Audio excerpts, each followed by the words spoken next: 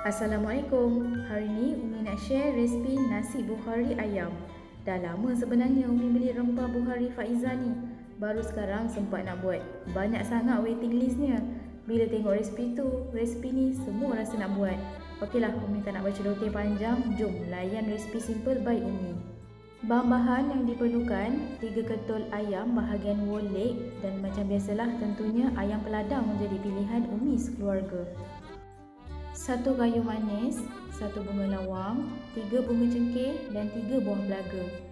1 batang serai yang dah diketuk. Kalau serai tu bersaiz kecil guna 2 ya. 4 helai daun bay kering.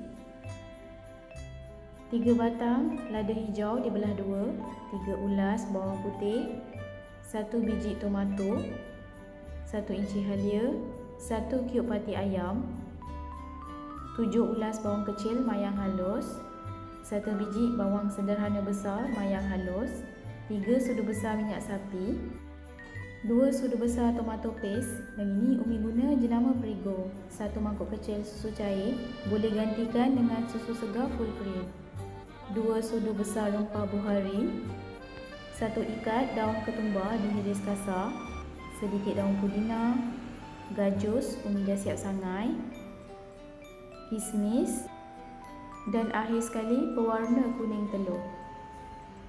Yang pertama, Umi masak nasi dahulu. Rebus air, masukkan sedikit garam dan minyak masak. Bila air dah betul-betul mendidih, masukkan beras basmati.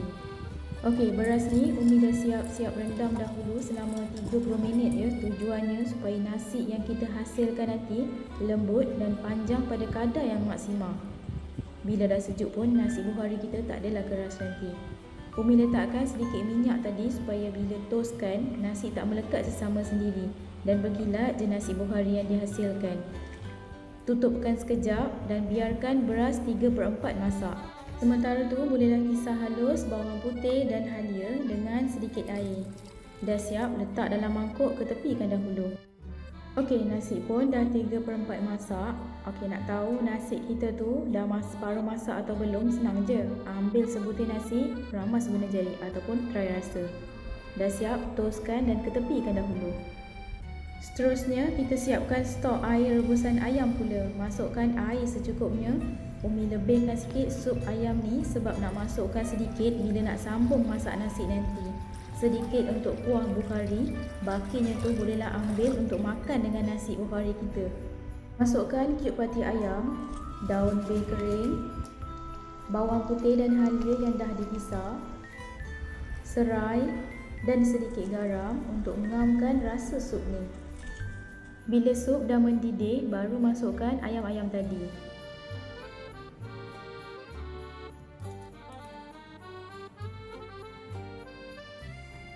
Tutup tudung kuali dan biarkan ayam separuh masak. Bila ayam dah separuh masak, terus angkat dan masukkan dalam air ais. Tujuan Umi buat begini supaya bila kita panggang ayam-ayam ni, tekstur isi ayamnya lembut dan juicy sangat. Biarkan rendam sekejap dalam 20 minit macam tu. Seterusnya Umi nak buat kuah bukhari pula. Cairkan minyak sapi, masukkan rempah 4 sekawan. Seterusnya, masukkan bawang kecil dan bawang besar. Tumis hingga bawang-bawang ni coklat kepirangan. Waktu tumis ni, kena rajin kacau-kacau ya. Kalau tak, hangus bawang-bawang tu, tak sedaplah nasi bukhari kita. Mesti ada yang terkejut. Banyaknya minyak sapi yang Umi guna. Okey, kat sini Umi nak share tips untuk hasilkan nasi yang lembut, muai, gebu. Terutamanya untuk nasi macam bukhari ni, nasi tomato ke, nasi biryani ke, atau nasi-nasi berperisa lah. Beras basmati yang kita gunakan tu haruslah berkualiti dan panjang-panjang. Yang kedua, butter atau minyak sapi tu kenalah lebih. Dan yang ketiga, bawang yang kita gunakan tu tak kisahlah bawang besar ke bawang merah, kena lebihkan. Sebab Umi tengok dalam menyediakan nasi-nasi berperisa macam ni, kalau letak bawang lebih, nasi tu akan rasa lagi sedap. Jadi kalau nak nasi yang kita hasilkan tu sedap, janganlah lokek dengan bawang atau minyak sapi. Okey, sementara tunggu bawang tu layu, kita pisah tomato dengan sedikit air. Okey, ini air tomato Umi campurkan dengan rempah bukhari. Lebih kurang kita nak jadikan dia macam paste, gaul-gaul biar sebati. Okey, siap dah paste buhari kita. Ketepikan, nanti kita akan masukkan dalam kuah. Okey, bawang-bawang pun dah layu dan coklat kepirangan. Waktu ni api slowkan ya. Masukkan paste buhari tadi. Gaul-gaul biar paste tu sebati bersama dengan bawang. Masukkan pula susu cair dan tomato paste. Ini tambahkan tomato paste ni supaya kuah buhari ni masam-masam sikit. Tak perlu letak banyak, cukup sekadar 2 sudu besar je. Sebab tadi pun kita dah blend tomato kan. Masukkan sedikit daun pudina, daun ketumbar dan lada hijau. Waktu tumis ni dah naik aroma wangi kuah buhari. Akhir sekali masukkan dalam 3 sendok besar stok air rebusan ayam. Gaul-gaul biar sebati. Umi tambahkan sedikit garam, tutup tudung kuali dan biarkan rempah betul-betul masak dan pecah minyak. Waktu ni api slowkan dan rajin kacau setiap 5 minit ya. Sementara tunggu kuah buhari tadi masak, Umi nak panggang dulu ayam-ayam yang dah rendam dalam ais tadi. Gunakan sedikit madu, pewarna kuning dan secubit garam. Gaul-gaul biar sebati. Sapu rata di keseluruhan badan ayam. Tujuan Umi letak madu ni supaya ayam yang kita panggang nanti nampak berkilat dan menarik gitu. Dah siap make upkan ayam-ayam ni, perap sekejap dalam chiller. Kuah buhari pun dah masak dan pecah minyak. Tengok tu warnanya pun dah nampak gelap kan. Bolehlah tutup api dan ketepikan.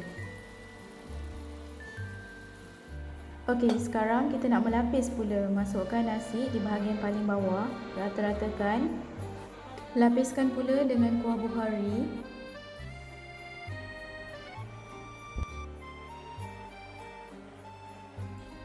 Taburkan dengan gajus, kismis, daun ketumbar dan bawang goreng. Lapiskan semula dengan nasi dan seterusnya sama seperti lapisan yang pertama tadi hinggalah nasi dan kuah habis. Kalau ada baki sedikit kuahnya tu bolehlah simpan. Ikutlah ada yang nak makan dengan nasi nanti.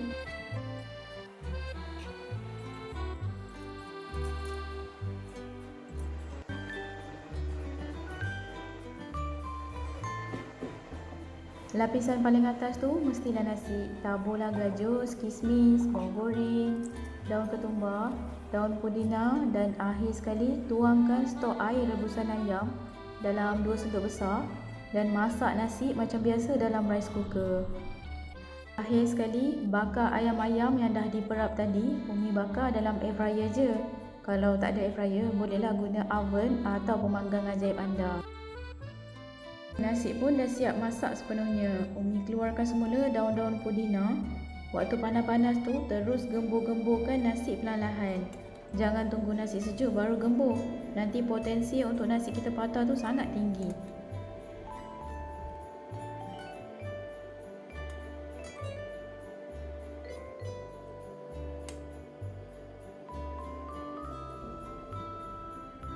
Inilah rupa akhir nasi buhari by Umi. Memang semerbak harum satu rumah bau nasi buhari ni. Tengok tu nasinya panjang-panjang dan berkilat gitu kan. Hidangkan bersama sup dan ayam panggang bakar yang juicy dan sedap. Selamat mencuba. Jangan lupa subscribe, tekan button loceng dan sharekan video Umi ni jika anda suka. Terima kasih.